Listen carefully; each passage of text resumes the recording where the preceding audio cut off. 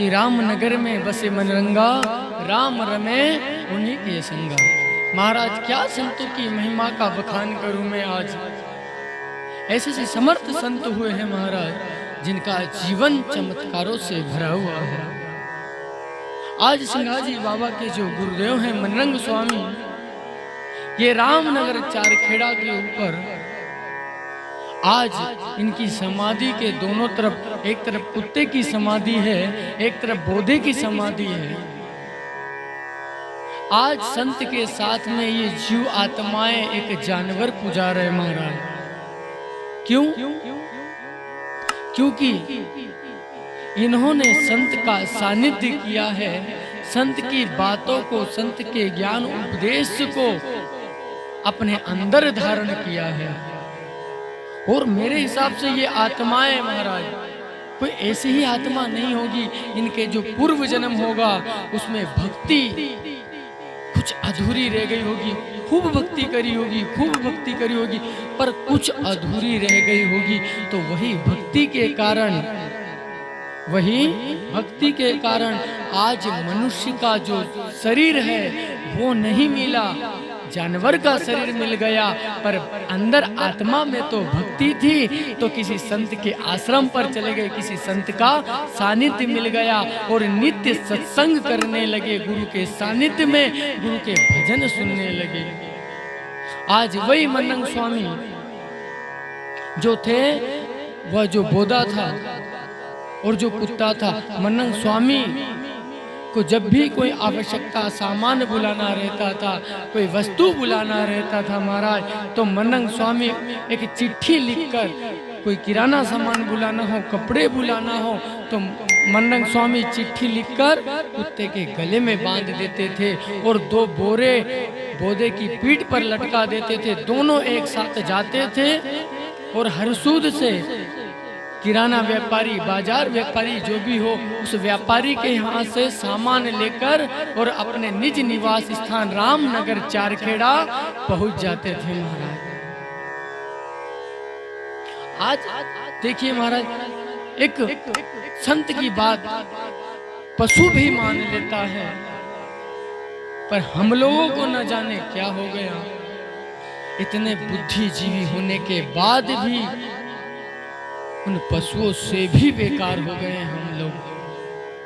पशु, एक कुत्ता अगर बैठता है तो अपनी जगह को पूंछ से साफ कर कर बैठता है, और हम लोग कहीं भी बैठ जाते हैं, बैठने का बहुत बड़ा महत्व है। आज एक पशु ने संत की बात मान ली।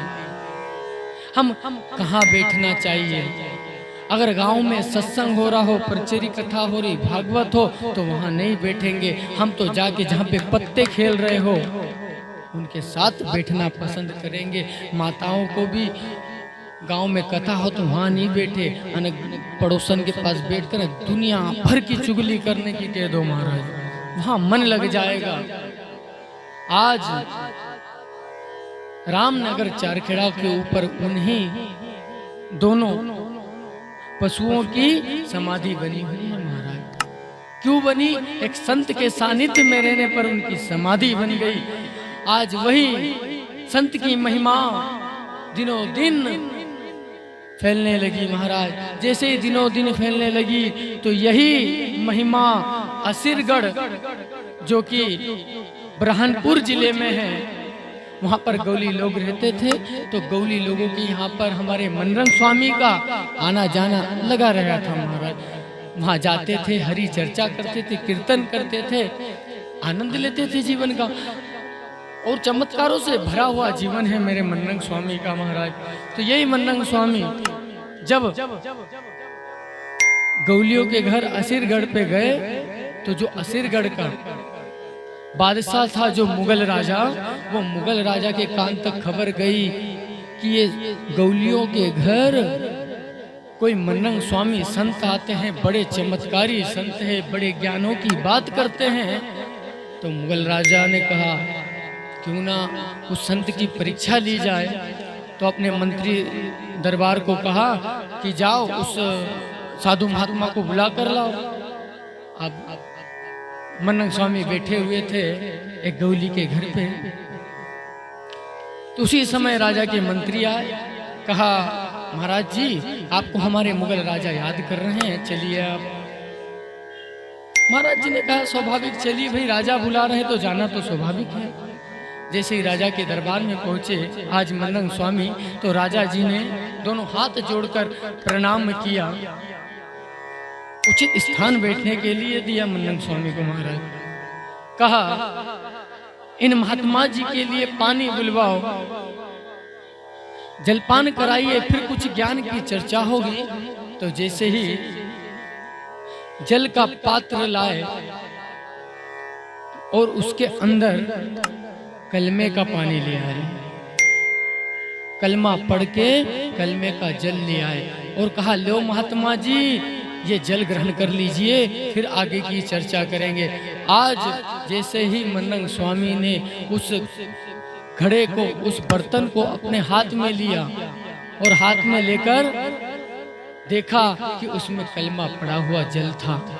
वो जल अगर मैं पी लूंगा तो मेरा हिंदू धर्म घट जाएगा, मेरी भक्ति घट जाएगी, मेरी साधना, मेरी सनातन धर्म घट जाएगा अगर इस मुगल राजा के यहाँ का पानी पी लिया तो। जैसे ही गुरु महाराज ने अपने जगन्नाथ स्वामी अपने गुरु का ध्यान किया और गुरु मंत्र बोलकर उसमें फूंक मारी, सारे घड़ा का पानी सूख गया और उस लोटे को उल्टा करके दिखा दिया। उसी समय मुगल राजा की आंखें फटी की फटी रह गई और मन्नन स्वामी ने कहा अरे राजा, एक महात्मा के साथ मजाक करते हो, खाली बर्तन देते हो और बोले जलपान कर लो।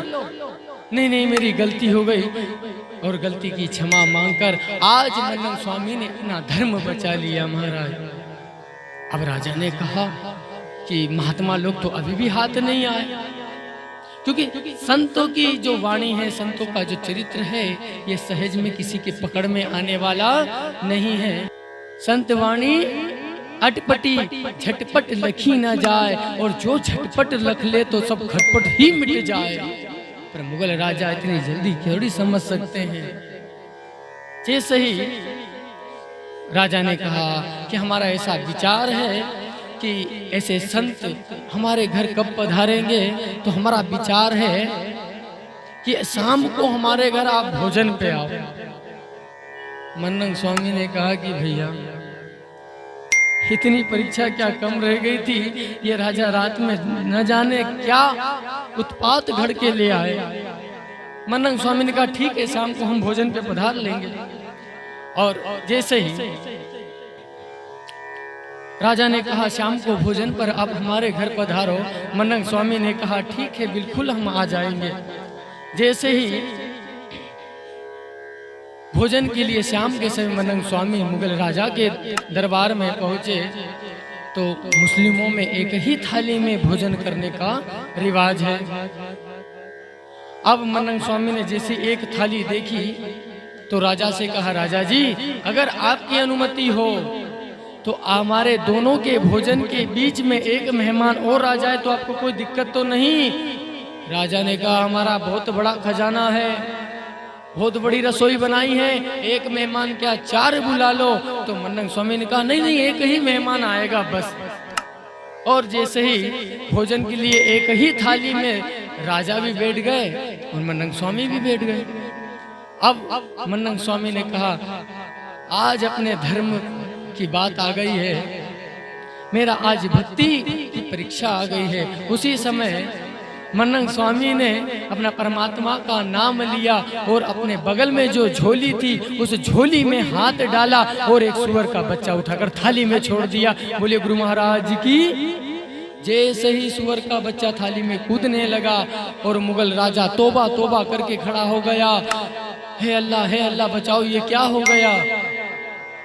उसी समय मन्नन स्वामी ने कहा क्या हुआ राजा, किस बात की चिंता है, क्यों तोबा तोबा करके मुंह पे हाथ रख के खड़े हो गए। अरे ये हमारे धर्म के विरुद्ध है, इसका हम मुंह भी देखना पसंद नहीं करते। उस सूअर के बच्चे को अपने थाली में छोड़ दिया, हमें इसकी कसम लगती है।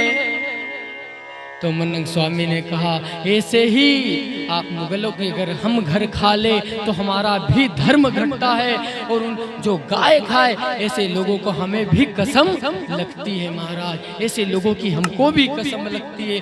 बोलिए गोपाल कृष्ण भगवान की जय।